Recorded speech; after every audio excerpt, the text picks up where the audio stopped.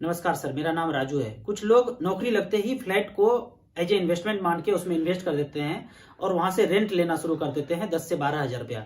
अगर आप उनमें से हैं कि उस घर में रहना नहीं चाहते हैं, रह नहीं सकते हैं, आपको सरकारी घर मिला है, नौकरी में है और आप 20 से 25 साल उस लिए हुए घर में रहने नहीं जा रहे हैं, आप उसको हमेशा रेंट पे ही लगा के रखना चाहते हैं, तो उसके लिए मैं एक कैलकुलेशन दिखाता हूँ। 50 लाख का फ्लैट जो आपने खरीदा है और मात्र उससे अगर 10 हज़ार रुपया रेंट आता है तो उसको सोल्ड कर दीजिए और उस पैसे को आप इक्विटी म्यूचुअल फंड में लंबे समय के लिए इन्वेस्ट कर दीजिए। यदि आप उस घर में रहने नहीं चाह रहे हैं 20 से 25 साल, आपका घर कहीं और है, आपने ये सोचा कि मैं इन्वेस्ट कर देता हूं, तो वैसे घर को आप रीसेल में लगा दीजिए।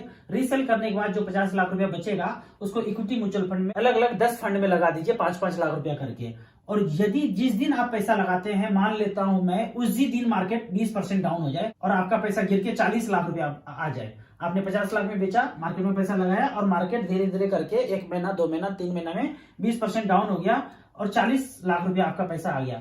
अब वो 40 लाख रुपया अगर 15 साल तक इन्वेस्टेड रहे तो 12% के रेट से पैसा बनता है 2 करोड़ 18 लाख, 13% के रेट से बनता है 2 करोड़ 50 लाख, 14% के रेट से बनता है 2 करोड़ 85 लाख और 15% के रेट से बनता है 3 करोड़ 25 लाख। ये सारे कैलकुलेशन बैंक को आता है, इसलिए बैंक सारे देश में रेंट पे हैं और हमें वो हाउस लोन बांटते हैं कि ये लीजिए 1 करोड़, ये लीजिए 50 लाख और घर खरीद लीजिए। वो अपने लिए क्यों नहीं एक ब्रांच खरीद के खोल लेते हैं? रेंट पे सब जगह क्यों है? क्योंकि वो सारा पैसा यहाँ पे इन्वेस्ट करते हैं। अगर मार्केट गिर भी जाए फिर भी लंबे समय में पैसा बनने वाला ही है।